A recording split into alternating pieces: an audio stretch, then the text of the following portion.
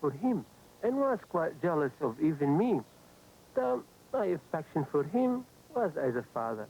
You will not believe me when I tell you that they live like man and a wife. Though sometimes I thought Lawrence was the slave and Dahum the master. I saw with my own eyes Dahum once strike Lawrence very hard, but all he did was smile. But he is a great prince, a giant amongst ordinary men.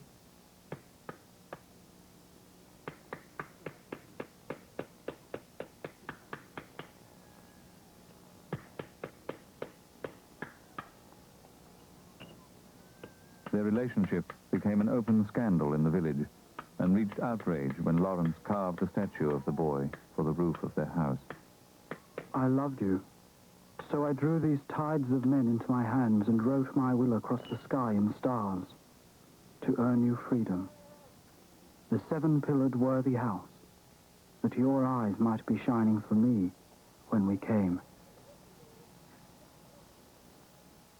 The scandal about Lawrence and Dahum was widely spread and firmly believed. The charge was quite unfounded. Lawrence was in no sense a pervert. In fact, he had a remarkably clean mind. He was merely amused by the allegations about he and Dahum. But the happiness he had found made the young man immune to criticism, so much so that he foolishly took Dahum and Hamoudi on a short trip to England. The collision of his Arab world with his English childhood was short, sharp, and final. You look well, Ned. And you, Mother. May I present Dahum and Hamoudi? Shall we sit down?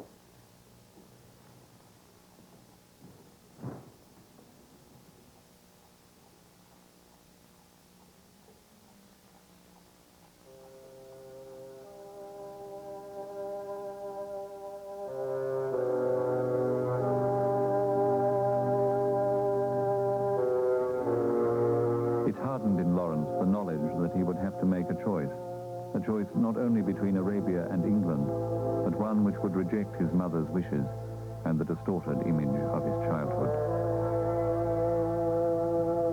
Sarah Lawrence had 5 illegitimate sons. She could not marry the boy's father. He still had a wife in Ireland, and she suffered a constant guilt that became a religious obsession. She is so set, so assured in mind. I have a terror of her knowing anything about my feelings or convictions or way of life. If she knew, they would be damaged, violated, no longer mine. Well, Ned, what do you have to say? You must learn to curb this wretched hot-headedness, Ned. It is a fine thing to possess spirit and courage. But when they become corrupted by disobedience and the elevation of oneself above all others, you become a sinner in the eyes of God.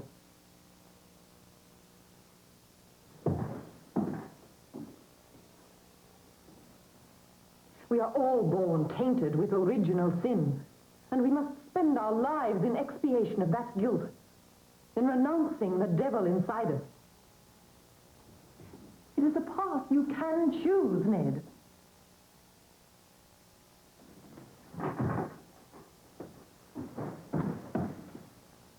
Pain is but passing, the salvation is forever. This is for the sin, Ned. Please prepare yourself.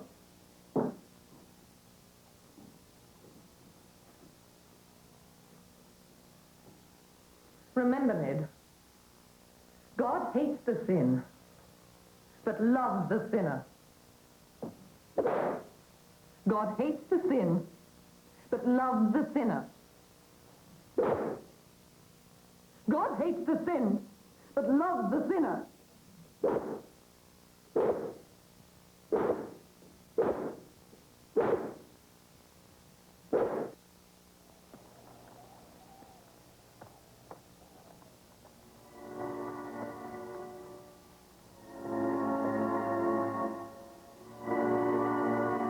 In the desert, the memories were softened, and he could choose his own self-image.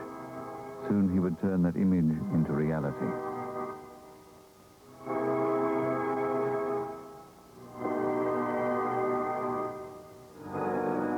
In 1914, England, France, Russia, and Germany all increased their presence in Arabia. Lawrence was sent on a spying mission, and he took Dahum with him. It was the last of their freedom.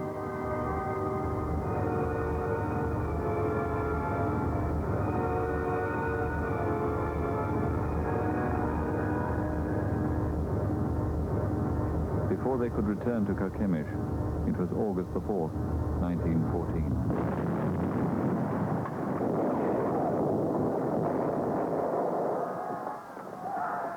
Cairo. Lawrence spent the first 2 years of the war here, frustrated and angry. Anything fouler than the town buildings in Cairo or its beastly people can't be. Carchemish seems now a village inhabited by the cleanest and most intelligent angels.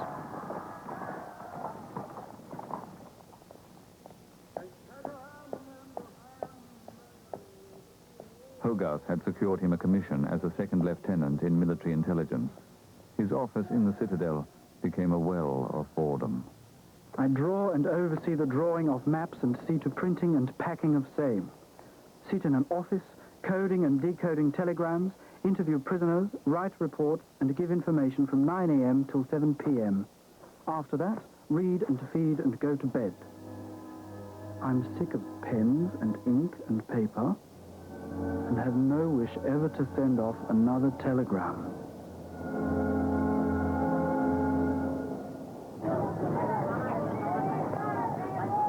He found some pleasure in training spies in political and military espionage and the saboteur's art of demolition.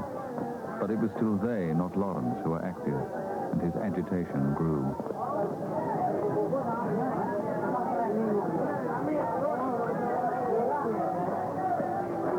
During 1915, his brothers Frank and Will were killed in action in France. Dear, dear mother, I got your letter this morning, and it has grieved me very much. You will never understand any of us after we have grown up a little.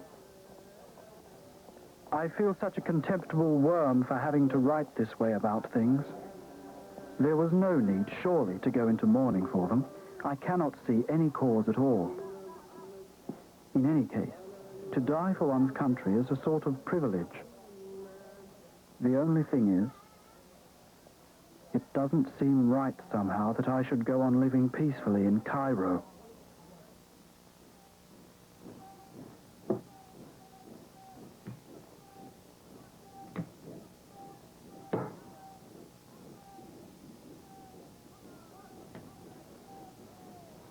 Bureaucratic service in Cairo did not sit comfortably with Lawrence's self-image. He had an almost obsessive belief in his own destiny and longed for the chance to prove it. The Arabs provided it. In 1916, Hussein, the Grand Sharif, fired on the Turks in Mecca. The Arab Revolt began. With Turkey committed to the World War, the Arabs seized the chance to drive them out of Arabia. For the British, it was an opportunity too good to miss. They would use the Arabs as a distracting force while mounting their campaign against Turkey. But a strong Arab leader was necessary for the revolt to succeed. Hussein was too old and difficult, so the choice fell on his sons. Lawrence manipulated his way into making the decision. 3 sons he discarded, but the 4th, Faisal, was all he had hoped for. Faisal looked very tall and pillar-like, very slender. I felt at first glance that this was the man I had come to Arabia to seek. He became liaison officer to Faisal and told the Arabs he would help them to win independence. At that time, he was lying. Though the British gave Faisal gold, weapons, and military advice, it was for their aims only. But the revolt was failing. With no cohesive plan, it stumbled from day to day. The successors were few, and the Bedouin were deserting. Lawrence struggled desperately for the solution, the checkmate. Exhausting attacks of dysentery left him weak and helpless. Other men would have admitted defeat, but in Lawrence, there was a relentless self-discipline forged since early childhood.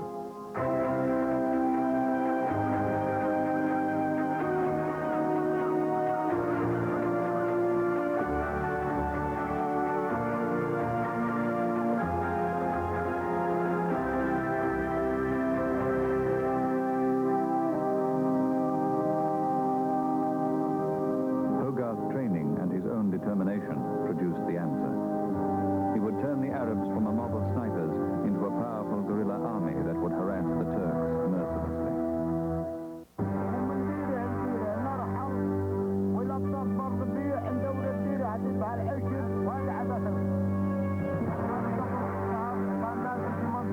With the Turks pinned down, Lawrence was a power unto himself in the desert and readily took on the mantle of leader. He traveled to the camps, convincing the Bedouin chiefs with his words on freedom and independence. For the first time, the tribes joined in combat.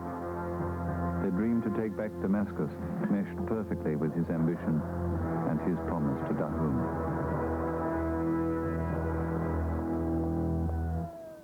Arab independence was now more important to him than British need. The Arabs wanted a country, he would give it to them. He returned to Cairo to battle not only his own generals, but those of any country that stood in his way. My dear Captain Lawrence, your ragtag band of robbers and cutthroats have attained their maximum utility. The revolt is now irrelevant. The further military operations against Turkey are far better left to the professionals of the French and British armies, unaided. What precisely did you have in mind? We will land Allied troops and engage the Turks in full combat. Are you mad? Do that and the Bedouin will desert immediately. They will not respond to foreigners, especially infidels, landing in their country.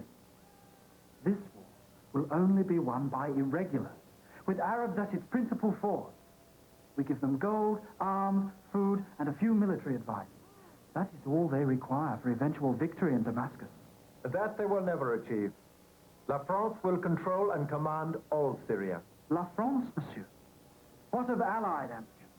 What of Arabic rights? Or do neither of these considerations enter into your greed to land French troops in this persecuted land? And devote yourself to the promotion I've no doubt you consider you richly deserve. Your foolishness continues to be your principal quality, monsieur. You are completely ignorant of the art of command, and your behavior suggests that the services of a doctor may be required. Let us not forget, Captain, that the landing of regular troops, real troops, would end your storybook romance. The Christian prince among the heathen savages would be forced to become a commoner. Become familiar with that picture, Lawrence. It is your future. Revolt! I will ride at the head of the Bedouin, my Bedouin, into Damascus.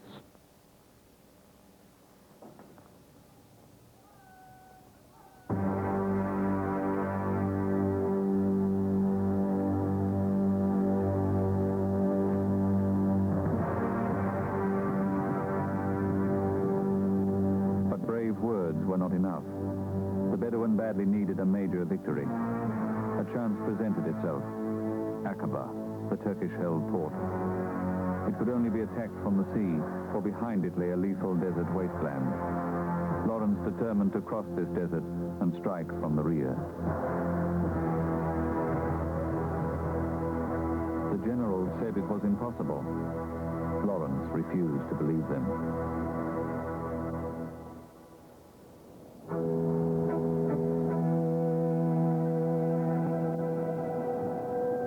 Traveled 200 miles through one of the hottest and most arid landscapes in the world.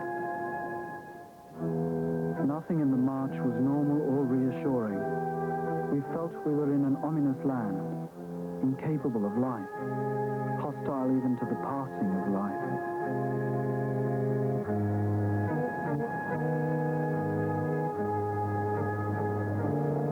Just before the attack, Lawrence disappeared for 13 days.